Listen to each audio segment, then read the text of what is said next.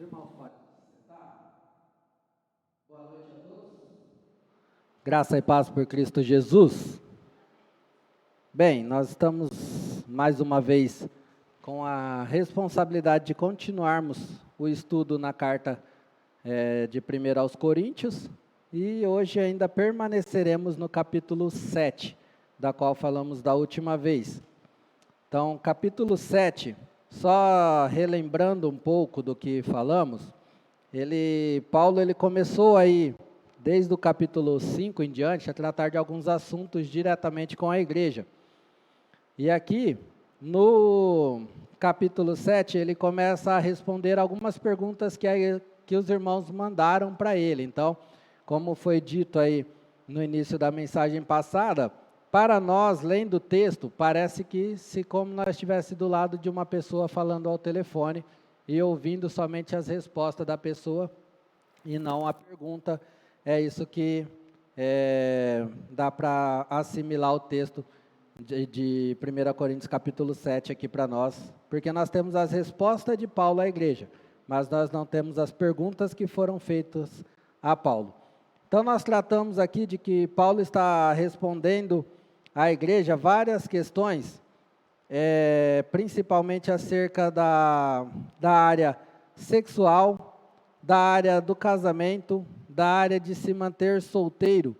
E essas perguntas que foram feitas a Paulo, é porque no contexto da época principalmente, então nós temos que ter isso em mente, de que algumas pessoas estavam tão impactadas pelo evangelho que estava sendo transmitido, pela presença ali de Jesus, dos apóstolos depois, porque aqui os apóstolos ainda não tinham morrido, que elas queriam realmente servir mesmo, o desejo delas era servir. Então, algumas perguntas que nós vamos ver aqui, algumas respostas de Paulo, dizendo acerca de não querer casar para poder servir, ou abandonar a família para poder servir, não é desculpa para se livrar do cônjuge, não. É realmente que o impacto do evangelho na época causou tanto assim que as pessoas queriam servir e servir cada vez mais, e aí Paulo vai dando algumas instruções aí para a igreja do que é necessário realmente e o que é também o serviço na visão cristã. Então nós falamos bastante aqui de alguns assuntos também. Nós tratamos aqui que nós devemos nos preocupar em ter conhecimentos aos casados, porque a vida sexual foi dada por Deus como um presente para os casados, e isso mantém alguns relacionamentos, é uma das partes principais aí para manter o seu relacionamento firme, e a causa de vários divórcios hoje também tem sido a falta de entendimento na área sexual, porque muitos têm dificuldade de conversar sobre isso, muitos têm dificuldade de procurar ajuda sobre isso no seu casamento. E aí abre muitas portas. Nós vemos Paulo dando instrução à igreja, falando que isso é uma maneira de você proteger o seu casamento, não se abstendo da área sexual, e se abster por pouco tempo para que não seja tentado, tá? Hoje nós vamos nos atentar mais um pouco, somente do versículo 10 ao versículo 14, tá? Eu quero ler já esse texto. Eu não preparei muito tempo para falar, porque eu tinha, assim, acho que o Espírito Santo já tinha falado ao meu coração que eu não ia ter mais de 1 hora, então eu acho que eu vou ficar no tempo hoje. Então, 1 Coríntios capítulo 7, versículos de 10 a 14, diz assim: aos casados dou este mandamento, não eu, mas o Senhor, que a esposa não se separe do seu marido, mas, se o fizer, que permaneça sem se casar, ou, então, reconcilie-se com o seu marido, e o marido não se divorcie da sua mulher. Aos outros, eu mesmo digo isto, não o Senhor. Se um irmão tem mulher descrente, e ela se dispõe a viver com ele, não se divorcie dela. E se uma mulher tem marido descrente, e ele se dispõe a viver com ela, não se divorcie dele. certo? Eu falei 14, mas é até o 13, tá bem? Uma questão muito importante e muito polêmica dos nossos dias hoje é o divórcio. O divórcio tem sido a principal opção, até mesmo antes de casar. Nós vemos aí muitas pessoas que já casam pensando, se não der certo, a gente se divorcia, larga. E aqueles que ainda optam por não casarem, por apenas morarem juntos. Vamos juntar as traias aí, viver junto até quando der e vai tocando o barco assim. Tem muita, mas muita gente vivendo assim hoje, no contexto dos nossos dias. Como eu disse na mensagem passada, a obra cristã, a obra de Deus para a salvação, o relacionamento de Deus, de Cristo com a sua igreja, o maior simbolismo que nós encontramos na palavra de Deus é o casamento. Então, eu disse que a obra de Deus, a salvação de Deus, é uma obra perfeita, e o plano de Deus também, para o casamento, também é uma obra perfeita. Não há erro dentro do casamento cristão. Não há algo mal planejado dentro daquilo que Deus instituiu como casamento. O que há de errado, então? A nossa visão em torno do casamento, assim como a nossa visão na vida cristã. Nós queremos viver, às vezes, a nossa vida cristã do nosso jeito, e aí, às vezes, quebramos a cara, assim também no nosso casamento. Nós queremos viver o nosso casamento do nosso jeito e também, muitas vezes, quebramos a cara. Então, aquilo que Deus instituiu na sua obra para a salvação do cristão é perfeito. Ele fez tudo, ele deixou tudo consumado, e aí ele também deixou o manual de instrução para você viver essa salvação que ele deixou. Nós podemos desfrutar com alegria, isso que o Marcos enfatizou tanto no início aí na direção do culto, nós podemos desfrutar com alegria desta vida cristã, porque nós temos como viver ela em qualquer situação, desfrutando de paz, desfrutando de alegria, desfrutando desse amor de Deus em qualquer situação, seja ela boa ou ruim, Deus dá a instrução de como vivê-la. Assim também no nosso casamento. Deus dá na sua palavra a instrução de como vivermos o nosso casamento de maneira cristã, de maneira que nós possamos desfrutar desse casamento com a alegria. E pelo texto aqui nós já vemos que em qualquer área, até a área sexual, aí, que é uma área bem complicada de se tratar, ou de ter abertura de você conversar com alguém sobre isso, Deus deixa a instrução para os seus filhos na palavra de Deus. Bem, eu não tenho um casamento perfeito, assim como a maioria dos casados não deve ter, mas eu tenho aí um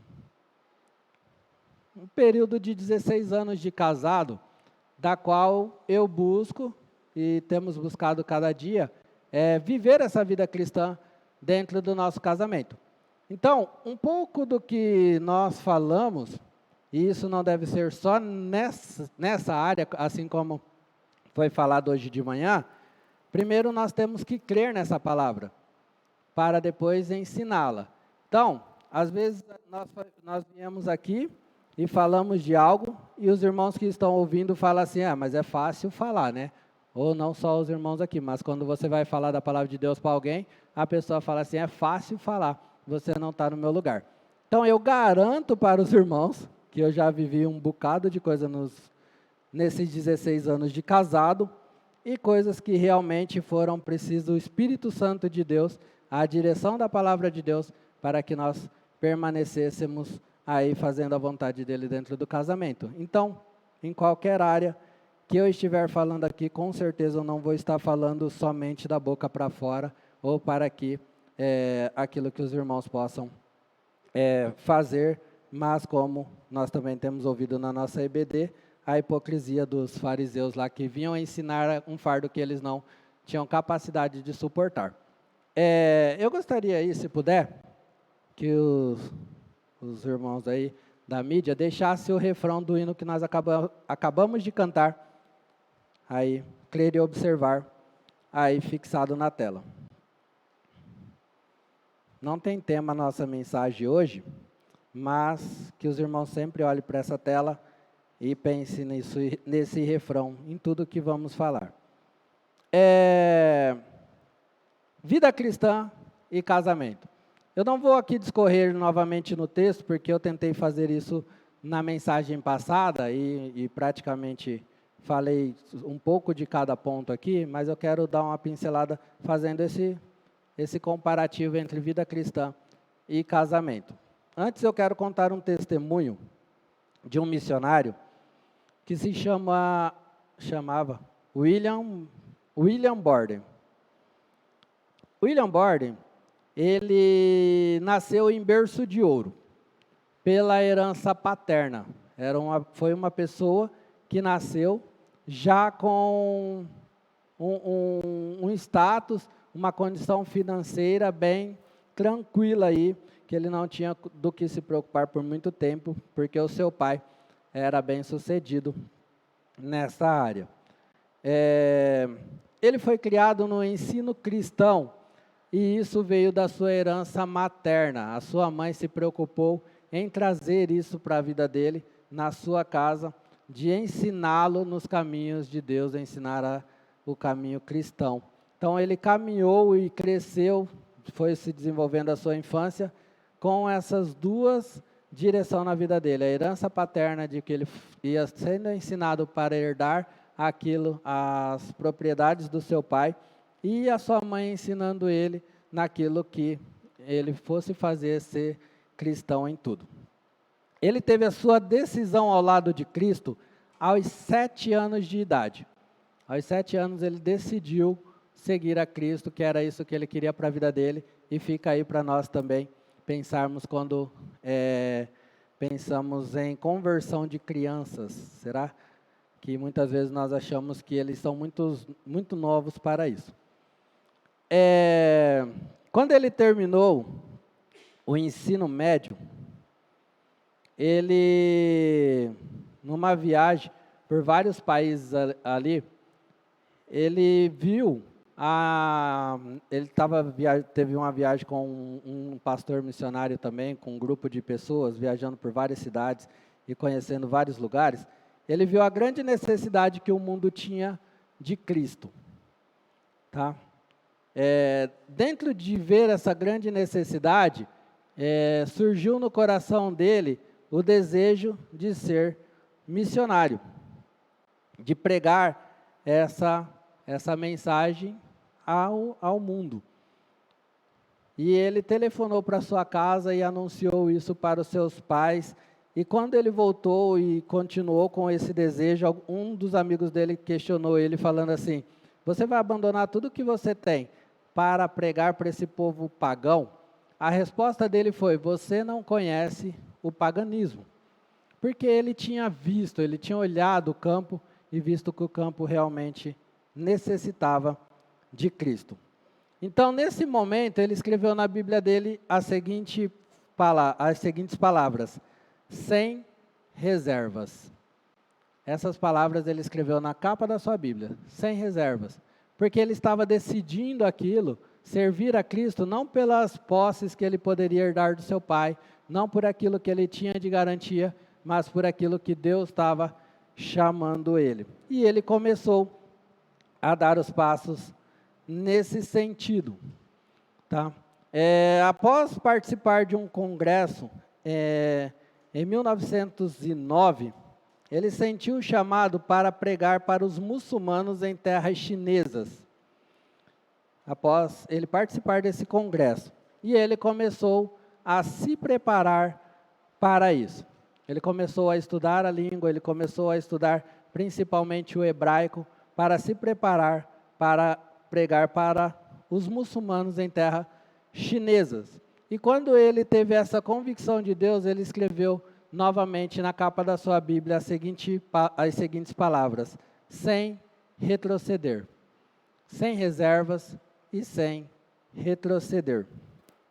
E ele foi caminhando, porque o pai dele estava sempre questionando ele, que queria que ele se preparasse para tomar o lugar dele nas posses que ele tinha.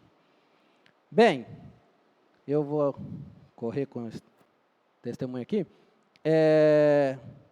Diante disso, ele se preparou, ele estudou a língua hebraica, ele estudou a língua chinesa.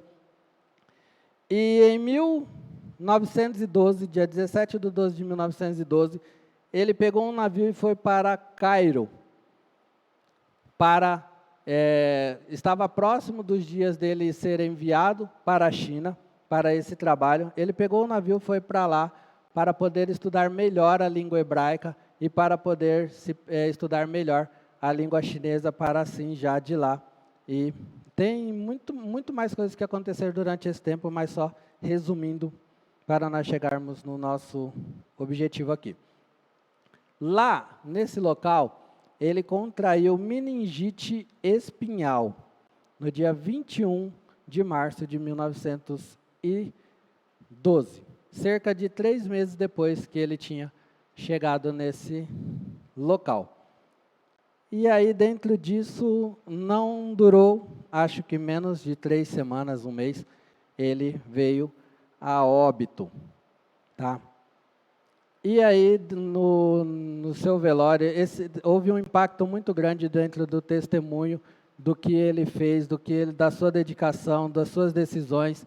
E aí, quando foram recolher as coisas dele, para levar de volta para a família, um dos amigos pegou a Bíblia dele, e na capa estava escrito as seguintes palavras: sem arrependimento, sem reservas, sem retroceder, sem arrependimento. Ele já sabia que ele ia falecer há alguns dias, e ele escreveu essas frases na sua Bíblia. A convicção da vida cristã, daquilo que Deus tinha para servir para ele, de direção para ele. Ele não chegou até a China, mas no testamento que ele deixou, toda a sua parte de herança foi dividido por projetos missionários, e metade da sua herança foi para a China, para os projetos que estavam lá. Então, o seu trabalho, a sua dedicação acabou, mesmo assim, chegando. E o testemunho daquilo que Deus tinha para a vida dele impactou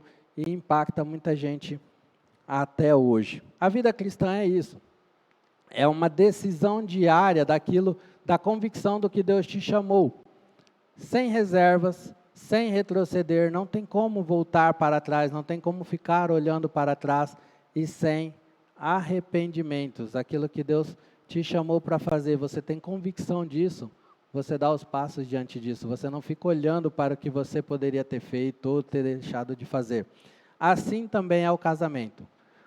Quando nós tomamos a decisão e nos casamos, a palavra de Paulo é aqui no versículo 10, aos casados dou este mandamento, não eu, mas o Senhor, que a esposa não se separe do seu marido, mas se o fizer, que permaneça sem casar, ou se reconcilie-se com o seu marido, e o marido não se divorcie da sua mulher. A palavra de Jesus nós conhecemos muito bem, que é o ensino de Cristo que Paulo está trazendo aqui. Não, para a vida cristã, para aquilo que Deus projetou, o casamento está fora, o divórcio está fora de questão. Assim como abandonar a fé, assim como abandonar a vida cristã está fora de questão para o cristão verdadeiro. O cristão verdadeiro que entendeu a graça de Cristo, ele não abandona a fé. Se um dia você encontra alguém por aí, já deve ter encontrado alguém que falou assim, eu abandonei a fé, ou eu já fui cristão. Na verdade, ele nunca foi. Na verdade, ele nunca creu. Na verdade, ele nunca depositou a sua fé naquilo que Deus tinha de direção na vida dele. Ele apenas teve alguns momentos vivendo na comunidade cristã, mas ele nunca foi cristão.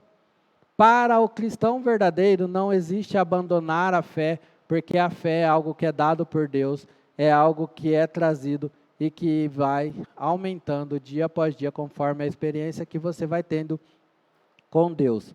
Para o casado, não existe a palavra divórcio. O divórcio está fora de questão, tá? E aqui, nós vamos pensar da seguinte forma. Se o divórcio está fora de questão, como eu devo trabalhar o meu casamento? Como eu devo trabalhar nele? Se está insuportável viver junto, alguma coisa eu tenho que fazer. A questão é, nós temos visto hoje que a primeira opção das pessoas são o divórcio. Larga tudo, volta para suas casas. E isso também um erro principal dos pais. A maioria dos pais hoje, quando vai entregar um filho ao casamento, uma filha ao casamento, já diz assim, filho, se não der certo, a casa do papai está ali. A casa da mamãe está ali, a mamãe está aqui. E aí você não abandona seus pais, você não deixa seu pai e sua mãe para viver com a sua esposa. Então, qualquer coisinha que acontece ali, você corre para o papai, corre para a mamãe e vai ali discorrer algo que você deveria ter a postura de resolver no seu lar. Os seus problemas não passam mais a ser problemas dos seus pais. Os seus pais estão ali para te dar um suporte, para a família estar sempre junta, mas não para um lugar onde você pode correr a qualquer momento. A partir do momento que você casou, você precisa se tornar um homem. Na verdade, se você, antes de casar, você já tem que ter uma postura realmente de ser homem. E você tem que ter uma postura de ser mulher. Quando você acha que está preparada para casar, você já tem que ter essa postura. Saber que você precisa assumir postura, que você vai ter que tomar decisões, que você vai ter que fazer as coisas acontecer da forma, eu estou falando aqui para cristãos, da forma que Deus disse que deveria ser feito. Então, nós vemos hoje a molecada aí querendo namorar, sem ter perspectiva de casar. Isso é um erro. Quando você pensa em namorar, é porque você já tem uma postura de que você quer casar, de que você tem ali a noção do que é a responsabilidade do casamento. Porque é isso que é o namoro. É um conhecimento, um preparo. Na palavra de Deus, na verdade, nós não vamos encontrar nada que dê base para namoro, mas no nosso contexto hoje existe. Mas o namoro é a base para você se casar e casar o mais rápido possível. Quando nós olhamos para a palavra de Deus e ela diz assim que o divórcio não é uma opção válida para o cristão, nós precisamos tomar a seguinte postura: crer e observar o que Jesus manda que eu faça no meu casamento. Hoje nós temos visto homens que jogam toda a carga em cima das mulheres para a responsabilidade do seu lar e que com isso nós temos visto que tem sobrecarregado e trazido estresse para dentro dos seus lares, porque homens que não tomam postura de homens no seu casamento. Nós temos visto mulheres também, e hoje o contexto é bem vasto, né, porque hoje é difícil a mulher que não precisa trabalhar para ajudar nas finanças do lar, mas esse trabalho para muitas mulheres traz uma mentalidade de independência, de que eu não preciso do meu marido porque eu trabalho, eu trago o dinheiro para dentro de casa e às vezes se eu ganho mais do que o meu marido é pior ainda, e eu esqueço de observar a palavra de Deus e eu quero andar no mesmo contexto, no mesmo nível ali da responsabilidade que o meu marido tem. Nós precisamos primeiramente observar a palavra de Deus, crer nela, observar o que Jesus manda. Primeiro, o que Jesus manda na sua palavra? Que eu seja cristão. Eu preciso ser cristão dentro da minha casa. Eu preciso observar e conhecer a palavra de Deus dentro da minha casa. E se eu sou o homem da casa, eu preciso observar mais ainda, porque eu preciso ensinar a minha casa a andar na palavra de Deus. A vocês, homens, que têm feito isso, busquem cada vez mais a direção de Deus para o seu lar, porque você é responsável pelo ensino da sua esposa, você é responsável pelo ensino dos seus filhos, por aquilo que a palavra de Deus diz como o seu lar deve ser. Você, homem que não tem feito isso, busque fazer. Busque olhar para a palavra de Deus e tomar a direção. Ah, mas é difícil, você não conhece minha mulher. Minha mulher, ela tem o controle das coisas. Ela é quem manda em casa. Não, muitas vezes você pode ter uma esposa que ela tem uma visão melhor das finanças, ela tem uma visão melhor de como organizar as coisas, mas não que ela quer tomar o seu lugar se você realmente estiver no seu lugar. E se ela estiver fazendo isso, já eu falo com vocês, ore por ela. Então, não deixe essa responsabilidade do ensino da palavra de Deus para a sua esposa, ou não deixe o seu lar sem o ensino da palavra de Deus. A vocês, mulheres, se o seu esposo tem dificuldade nessa área, ajude-o.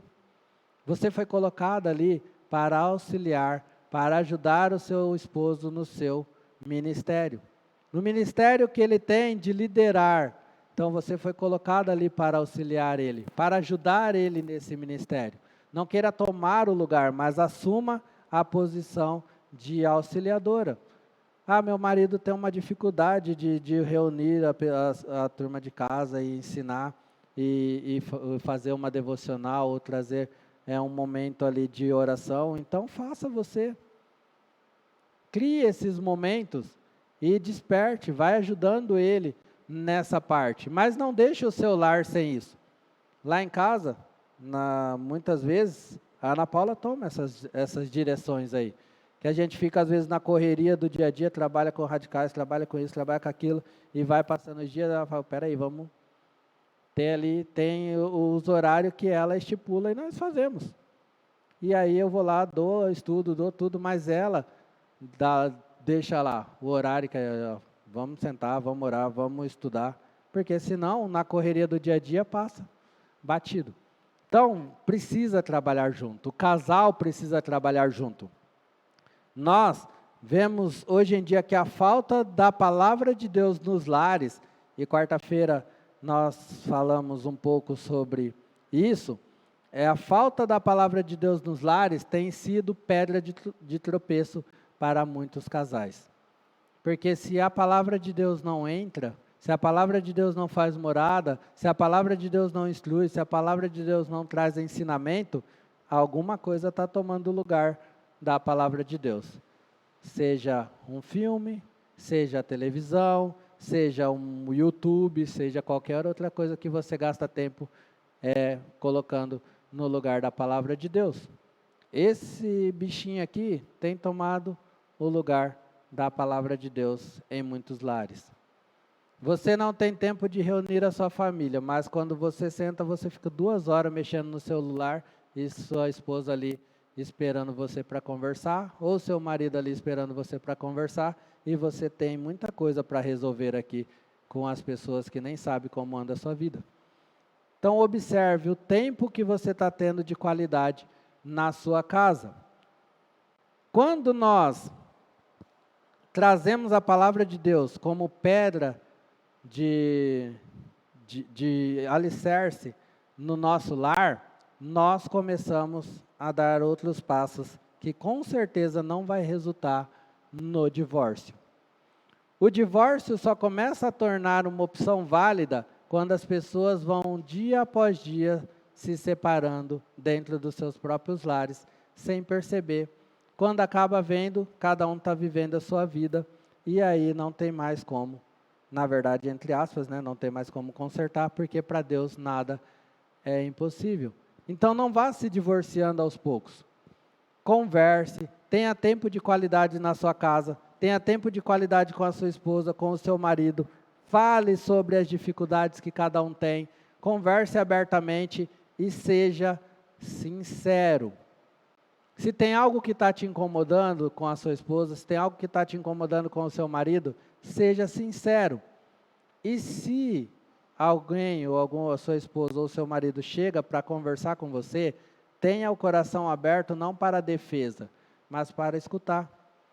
E para pedir a Deus a direção de como melhorar. Porque se você sempre tem alguma defesa para aquilo que é trazido diante de você, com certeza você não vai reconhecer o erro e também não vai mudar e as coisas vão virando uma bola de neve, porque aí você cria uma barreira para conversar no seu lar. Se o seu marido ou sua esposa chega em você e vai falar sobre algo e você se defende já, é porque primeiro você não reconheceu o seu erro, você não está vendo que aquilo está afetando no seu relacionamento, e aí com certeza você não vai mudar, e com certeza a pessoa que veio te trazer essa reclamação vai criar uma barreira para falar sobre outras coisas. E aí vai se começar a ver a distância dentro de casa, e aí provavelmente esse relacionamento começa a se tornar um divórcio dentro dos lares. O relacionamento entre os pais, a demonstração de amor entre os pais, agora para aqueles que têm filhos em casa, é um testemunho grande sobre o cristianismo. Como você trata a sua esposa, como você trata o seu marido, seus filhos estão observando isso. Como você é como cristão dentro de casa, como o seu amor é transmitido dentro de casa.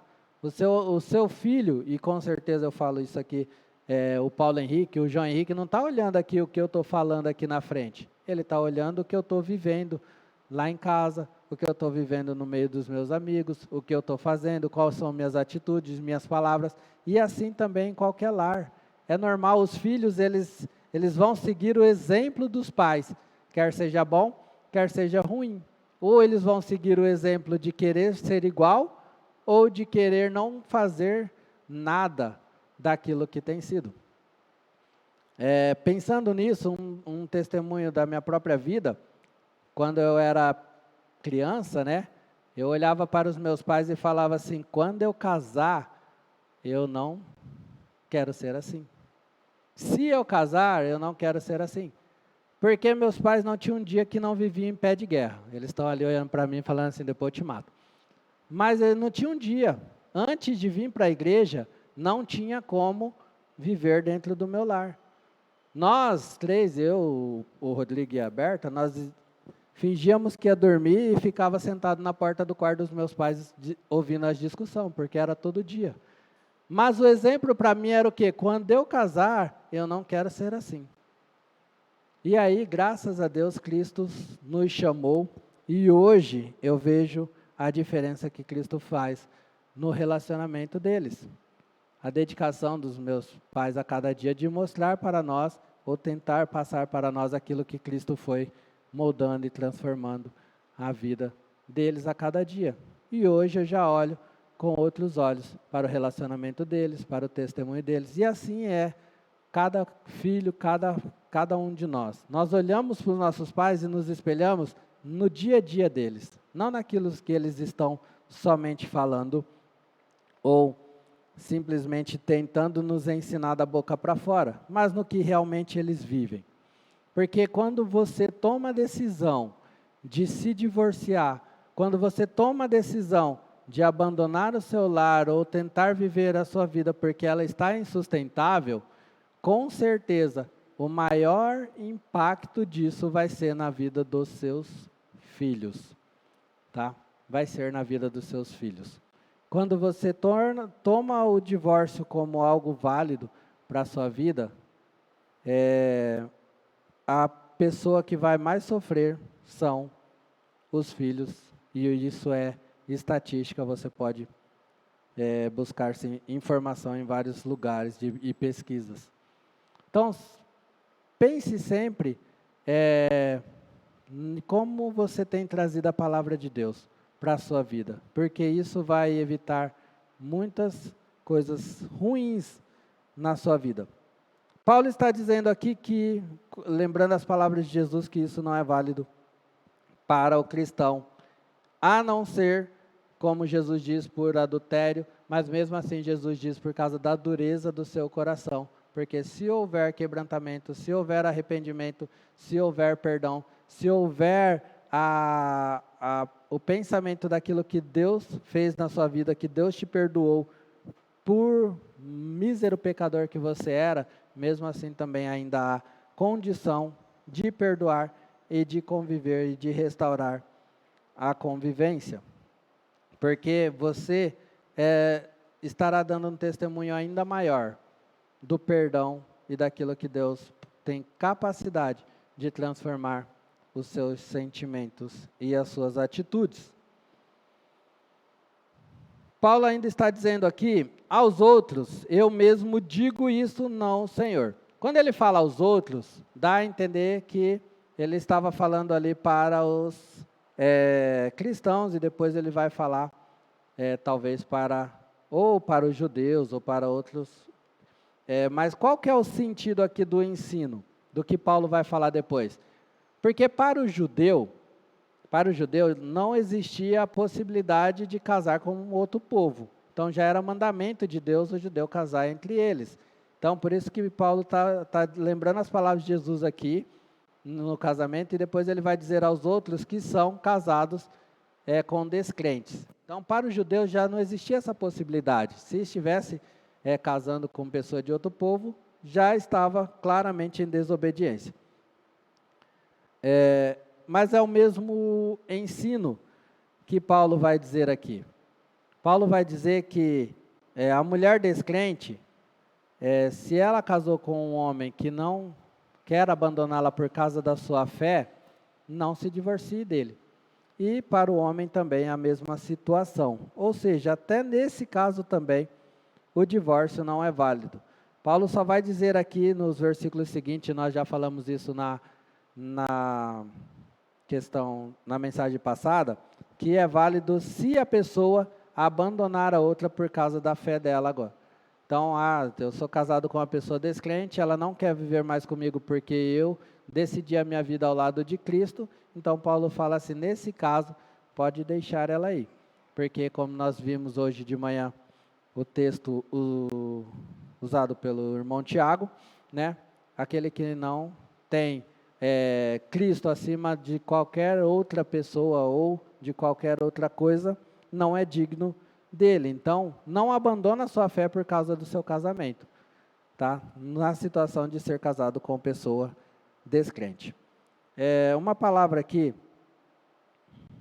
sobre pessoas que estão em relacionamentos complicados, de cristãos casado com cristão, que aí vive uma situação complicada de, por exemplo, de violência doméstica ou qualquer outro tipo de situação que aí parte por uma questão mais criminal. Então, nessa situação, a pessoa deve procurar alguém para conversar. Se há alguém que vive nessa situação, deve buscar ajuda, o pastor da igreja ou algum diácono que possa se abrir e conversar de como anda o seu casamento, o que está acontecendo. Mas eu apanho da minha esposa, né, que é os casos mais, hoje em dia não é mais o marido que bate na esposa, é uma esposa que bate nos maridos. Então, se há alguma questão de violência doméstica, busque ajuda, converse, e aí a palavra de Deus nos diz que deve ser buscado as questões jurídicas. Então, tem lei para isso, tem denúncia que deve ser feita, mas no caso da igreja, como que é tratado isso? Então, a pessoa, se não houve aí uma transformação na vida da pessoa e ela tem umas práticas no seu lar que não condiz com a vida cristã, ela é tirada do convívio da igreja e aí ela é tratada como descrente, e aí ela entra nessa parte aqui de que é descrente, e aí não viva mais com essa pessoa. Mas na questão de não observar o que Cristo está mandando, não ter uma vida transformada. Irmãos, sem reservas, sem retroceder e sem arrependimentos. Lembre dessas 3 palavras no seu casamento.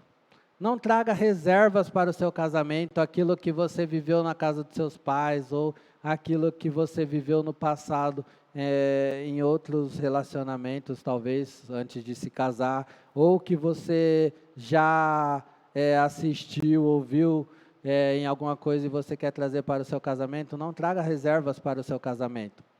Seja moldado pela palavra de Deus dia após dia, convivendo com uma pessoa que também foi criada com outros ensinamentos, com outro estilo de vida, com outras características, e aí vocês juntos estão vivendo para crescimento do reino e anúncio do reino de Deus, com o casamento de vocês.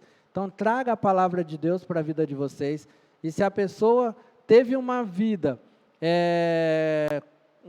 antes do casamento complicada, teve uma infância complicada, teve um relacionamento dos pais complicado, teve qualquer outra coisa que foi complicada, não traga isso para o seu casamento. Traga para o seu casamento, se você decidiu casar, não traga reservas, traga a palavra de Deus. O que a palavra de Deus me diz?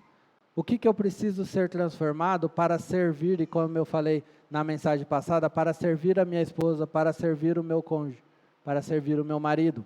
Como eu posso servir no meu casamento?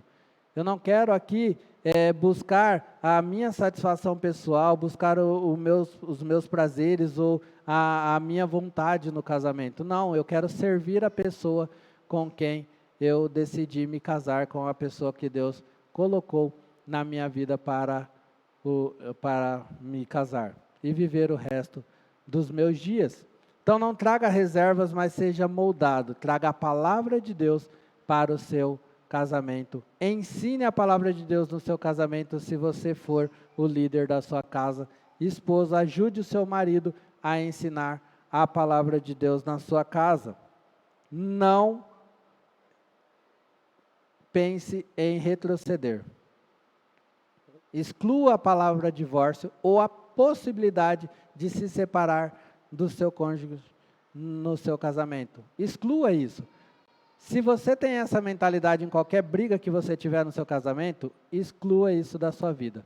Pense sempre em avançar e avançar para o alvo, que é Cristo. Olhe para o alto e prossiga, sem retroceder. Não existe voltar para trás. A decisão que eu tomei é para sempre, na vida cristã e no meu casamento.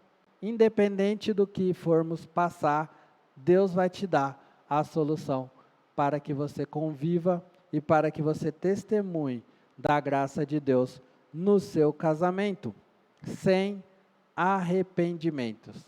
Foi a pessoa que Deus preparou para você.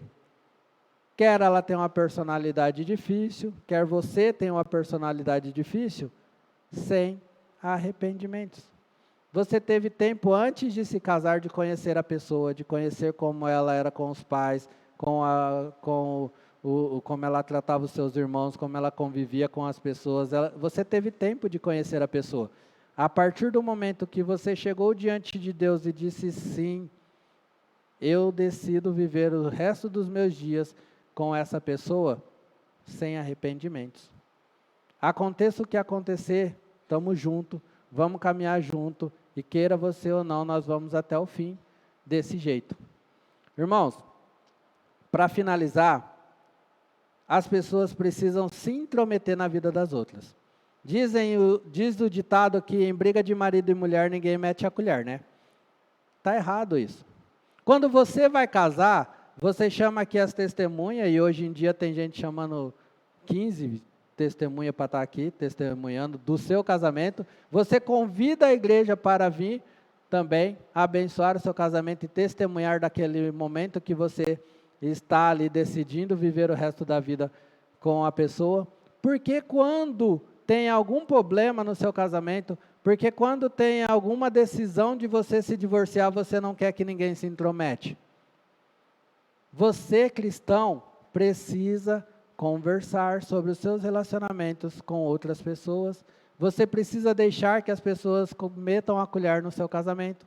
Você precisa deixar que as pessoas te ajudem na palavra de Deus. Procurem pessoas sábias também para te orientar, porque dependendo da pessoa que você procurar, vai falar assim, ah, não, abandona isso aí, esquece. Não, procure pessoas cristãs, sábias, para te instruir. Então, não existe esse negócio para o cristão de que, o problema é meu, a decisão é nossa, não. Quando você chamou a igreja aqui para testemunhar do seu casamento, você estava chamando eles para participar do seu casamento, para se alegrar com você em qualquer situação, mas também para no momento de dificuldade te ajudar a caminhar e manter firme o seu relacionamento. Então nós às vezes ficamos sabendo de casos de divórcio depois que já está separado há mais de um mês. Não deixe que aconteça isso no seu casamento, não deixe que aconteça isso no seu relacionamento. Se você está passando por alguma dificuldade, busque orientação. Se você está passando por algum problema, busque ajuda. Mas não deixe que o divórcio seja algo válido no seu casamento ou nas decisões que vocês têm de tomar. Mas traga a palavra de Deus para o seu relacionamento, porque Deus tem a solução para qualquer tipo de situação.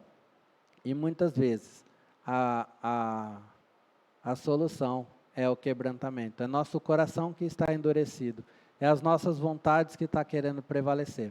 Então vamos orar, vamos trazer o nosso lar realmente para dentro da palavra de Deus, ou vamos trazer a palavra de Deus para dentro do nosso lar. Traga para o seu lar não só os momentos que você tem com a sua família, de compartilhar a palavra de Deus, de orar junto, mas traga para o seu lar momentos de reunir pessoas para fazer isso. Se você não tem um lar que é você e seu esposo, ou você e sua esposa é cristão, traga pessoas para o seu lar.